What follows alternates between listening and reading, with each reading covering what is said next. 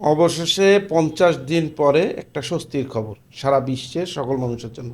সেটা হচ্ছে তেলের দাম কমা শুরু করছে আন্তর্জাতিক বাজারে, এবং একদিনেই প্রায় $10 কমেছে ক্রুড অয়েলের। যেটা ছিল গতকালকে 95-96 ডলার পার ব্যারেল, সেটা এখন চলতেছে, এই এখন যখন ভিডিও করছি তখন চলতেছে 83 থেকে 84 ডলার পার ব্যারেল। এই তেলের যে মূল্য কমতেছে এটা হয়তো আরও অব্যাহত থাকবে, কালকে হয়তো 70-এর ঘরে চলে আসবে, 75-76-এ চলে আসবে। আর যুদ্ধ শুরুর সময় ছিল হচ্ছে 60-62 ডলার ক্রুড অয়েলের প্রাইস পার ব্যারেল। ঘটনা হচ্ছে, ইরান এবং আমেরিকার মধ্যে যখন সিজফায়ার হয় তখন ইরানের যে 10টা দাবি ছিল তার মধ্যে অন্যতম দাবি ছিল যে সিজফায়ার কার্যকর করতে হলে অবশ্যই লেবাননে যে ইসরায়েল হামলা চালাচ্ছে সেই হামলাটা বন্ধ করতে হবে। এই হামলাটা এতদিন তবুও অব্যাহত রাখছিল ইসরায়েল। আজকে ট্রাম্প নিজ দায়িত্বে সিজফায়ার ঘোষণা করে দিচ্ছে হচ্ছে লেবানন এবং ইসরায়েলের, যদিও এটা তার এখতিয়ার বহির্ভূত কাজ। মানে ইসরায়েল এবং লেবাননের মধ্যে চলতেছে যুদ্ধ, সেটার সিজফায়ার ঘোষণা করে দিচ্ছে ট্রাম্প।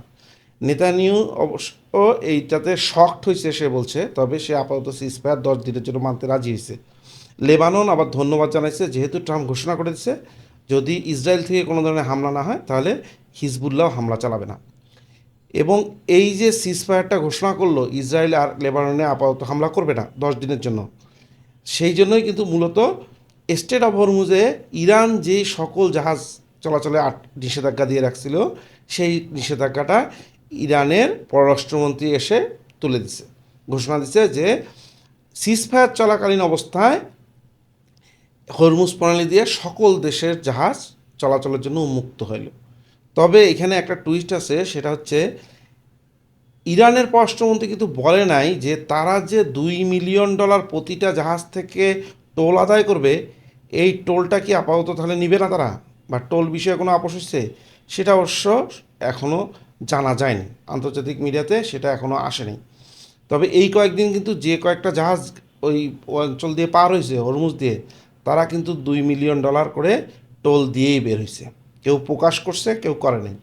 প্রকাশ করছে যেমন জাপান, প্রকাশ করছে স্পেন, কিন্তু দক্ষিণ কোরিয়া প্রকাশ করছে, চায়না প্রকাশ করছে, কিন্তু বাকি দেশগুলো প্রকাশ করে নাই। তবে যতটুক আন্তর্জাতিক মিডিয়াতে বলা হয়, এই হরমুজ স্ট্রেট দিয়ে যত দেশের জাহাজই বের হয়েছে সবাই $2 মিলিয়ন করে টোল দিছে, এবং ইয়ানে সেটা পরিশোধ করা হয়েছে। এটা কিন্তু সিজফায়ারটা হয়তো স্থায়ী রূপের দিকে যাচ্ছে। বর্তমানে সৌভাগ্যক্রমে হোক বা দুর্ভাগ্যক্রমে হোক, পাকিস্তানের ডিপ্লোমেসিতে কিন্তু এখন ওয়ার্ল্ডে রমরমা অবস্থা, এবং প্রায় এখন পর্যন্ত 80টার উপর দেশ পাকিস্তানের এই ডিপ্লোমেসিকে থ্যাংক ইউ দিছে। সিজফায়ারে তারা যে মিডিয়েটর হিসেবে কাজ করতেছে, মধ্যস্থতা হিসেবে কাজ করতেছে, তাতে কিন্তু পাকিস্তানের যে ডিপ্লোমেসি র্যাঙ্ক অনেক ওয়ার্ল্ড ওয়াইড হাইট একটা পাচ্ছে, কারণ 80টার মতন দেশ সরাসরি পাকিস্তানকে থ্যাংক ইউ জানাচ্ছে। ইরান পাকিস্তানকে থ্যাংক ইউ জানাচ্ছে, আমেরিকার ডোনাল্ড ট্রাম্প তো প্রতিদিন 3বার করে থ্যাংক ইউ দিচ্ছে। তাতে আরও সুবিধা হয়েছে, সৌদি আরব মনে করেন $3 বিলিয়ন ছাড় দিয়ে দিছে, যেটা হচ্ছে আরব আমিরাত পাইতো পাকিস্তানের কাছে, আরব আমিরাত ফেরত চাচ্ছিল, সেটা সৌদি আরব পেমেন্ট করে দিচ্ছে আরব আমিরাতকে। পাশাপাশি আরও $6 বিলিয়ন অনুদান দিচ্ছে, হচ্ছে মানে ঋণ দিচ্ছে পাকিস্তানকে। মানে পাকিস্তানে এখন রমরমা, মানে টিকিট লেগে গেছে, লটারি লেগে গেছে। অবশ্য তারা চেষ্টাও করতেছে। আসিফ মুনির যে পাকিস্তানের যে জেনারেল, তিনি কিন্তু এখন 3 দিন থেকে হচ্ছে টানা ইরানে অবস্থান করতেছে এই মিডিয়েটর হিসাবে, যে ইরানের সাথে আমেরিকার যে দাবি দেওয়া সেই বিষয়গুলো নেগোসিয়েশন চলতেছে, এবং 3 দিন থেকে সে তেহরানে অবস্থান করতেছে ইরানে গিয়ে। আবার এদিকে পাকিস্তানের প্রধানমন্ত্রী, প্রেসিডেন্ট, সেও কিন্তু এখন বর্তমানে অবস্থান করতেছে সৌদি আরবে। শোনা যাচ্ছে কাতার এবং কুয়েতও যাবে, এই মিডিয়েশনের কাজ করতেছে। তা এদিক দিয়ে অবশ্য পাকিস্তান চেষ্টা করতেছে। এখন সেটা সে দালালি নাকি সেটা হচ্ছে আসলেই মিডিয়েটর, সেটা তো বিষয় না। বিষয়টা হচ্ছে এই যুদ্ধটা যদি স্থায়ী রূপে বন্ধ হয় তাহলে সারা বিশ্বের মানুষের জন্য, 800 কোটি মানুষের জন্য স্বস্তিদায়ক। এখন সেটা যেই করুক, এই মধ্যস্থতা যে দেশই করতো সেই দেশকেই বাকি বিশ্বের সবাই ধন্যবাদ দিত। সেই অর্থে পাকিস্তানকে সবাই ধন্যবাদ দিচ্ছে।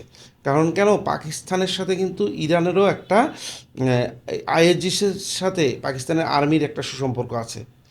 পাকিস্তানের সাথে চীনের একটা ভালো সুসম্পর্ক আছে, পাকিস্তানের সাথে এই পাকিস্তানের আর্মির সাথে আমেরিকান আর্মির একটা ভালো সম্পর্ক আছে, এবং আমেরিকানের প্রশাসনের সাথেও আসিফ মুনির বিশেষ করে তার খুব ভালো সম্পর্ক ডোনাল্ড ট্রাম্পের সাথে, এটা প্রকাশ্য।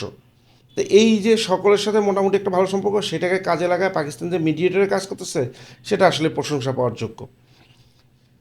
আর একটা বিষয় আমরা রাখবেন, সেটা হচ্ছে এই সিজফায়ারটা সম্ভবত একটা স্থায়ী যুদ্ধের বিরতির দিকেই যাচ্ছে, যদি ইসরায়েল কোনো ঝামেলা না করে।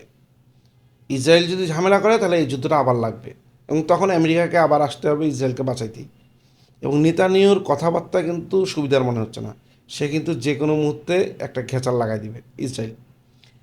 এখন যদি আমরা আশা করি যে যদি ইরান এবং আমেরিকার মধ্যে কোনো ধরনের ভালো একটা ডিল হয়ে যায়, তারা দুই দেশের মধ্যে ডিল করবে, কে জিতবে কে হারলো সেটা বড় বিষয় না।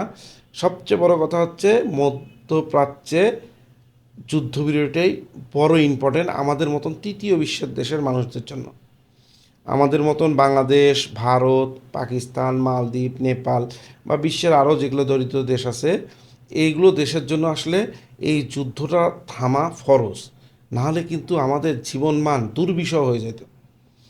যদি এই সিজফায়ার আবার ব্রেক হয়, যদি আবার যুদ্ধ করায়, তাহলে কিন্তু আমাদের অর্থনীতি একদম ধসে যাবে।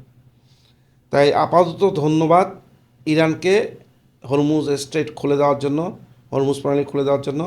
আপাতত ধন্যবাদ লেবাননে যে ইসরায়েল হামলা চালাচ্ছিল, সেটা ট্রাম্প দায়িত্ব নিয়ে বন্ধ করছে, সেই কারণেই স্ট্রেট অফ হরমুজ খুলে দিল ইরান। তাই এটা একটা সুখের বিষয়। আর ক্রুড অয়েল কটটুক পাওয়া যাবে, যদিও স্ট্রেট অফ হরমুজ খুলে দিছে, কিন্তু এই সব অঞ্চলে যে সকল তেলের খনি ছিল এবং যে সকল রিফাইনারি ছিল, কম বেশি সবাই কিন্তু কিছু হইলেও আঘাতপ্রাপ্ত এবং ফুল ফাংশনাল না। এগুলো ফুল ফাংশনাল না হওয়া পর্যন্ত কিন্তু তেলের দাম হয়তো কিছুটা কমবে, কিন্তু তেলের প্রাপ্তিতে একটা ভেজাল আছে। কারণ আমরা জানি সুইট ক্রুড অয়েল যেটা, সেটা কিন্তু এই অঞ্চলে হয়। বিশ্বের এই অঞ্চলের তেলের উপর নির্ভরশীল যেই সব দেশ, তারা কিন্তু হুট করে মনে করেন ভেনিজুয়েলার তেল বা হুট করে আমেরিকার তেল বা রাশিয়ার তেল দিয়ে অ্যাডজাস্ট করতে পারবে না, তাদের ওই রিফাইনারি ক্যাপাসিটি নেই। যেমন বাংলাদেশেরই ইস্টার্ন রিফাইনারি শুধুমাত্র সৌদি আরব এবং আরব আমিরাতের ক্রুড অয়েলকে রিফাইন করতে পারে, বাকি রাশিয়া বা ভেনিজুয়েলা বা আমেরিকার কোনো ক্রুড অয়েলকে কিন্তু, ইভেন ইরানের ক্রুড অয়েলকেও কিন্তু বাংলাদেশের রিফাইনারি রিফাইন করতে পারে না, যেটা ইস্টার্ন রিফাইনারি আছে। 14 তারিখে অবশ্য এটা বন্ধ হয়ে গেছে অলমোস্ট। সেজন্য মধ্যপ্রাচ্যের ক্রুড অয়েলের যে এই সাপ্লাই চেন, এটা কবে স্মুথ হবে এখনও বোঝা যাচ্ছে না। তবে তেলের যেহেতু মূল্য কমতেছে, এতে সুবিধা হবে কি, স্পট মার্কেটেও এর প্রভাব পড়বে। স্পট মার্কেটেও কিন্তু তেলের মূল্য কিছুটা কমবে, যেটা আমাদের জন্য স্বস্তিদায়ক। তা আপাতত এইটাই সুখকর নিউজ। ধন্যবাদ।